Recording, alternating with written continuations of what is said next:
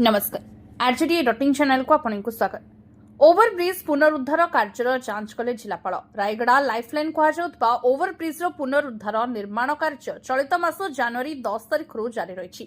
फल ओवरब्रिज रास्ता बंद थी प्रशासन पक्षर सर्वसाधारण सहर दुईटी विकल्प रास्त यातायातर सुविधा व्यवस्था कर लोके विकल्प रास्ता व्यवहार कले यातायात ट्राफिक समस्या किसी क्षेत्र में देखा तुरंत ओवरब्रिज पुनरुद्धार कार्य समाप्ति हेले पूर्वपरी यार बहुल व्यवहार करा सहित सहरवासी उपकृत हेबे।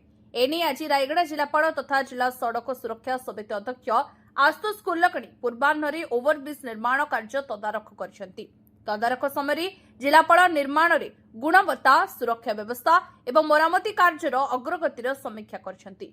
326 नंबर जातीय राजपथ विभाग पक्षर 4 कोटी ऊर्ध्व टंका व्यय अटकल जारी रखा मरामती कार्य आसंता मार्च सुधा शेष हेबार विभाग आकलन करथिबा बेले विभागीय जंत्री और अधिकारी माने समयानुक्रमे मरामती काम उपरे नजर रखिबाकू देखिबाकू मिली। अपरपक्षे राजपथ विभाग अनुरोध क्रमे पौरपालिका पक्षर ओवरब्रिज तले बसुवा उठा दोकानी मानू उच्छेद कर लाल कना बुलाई दि देखा मिली।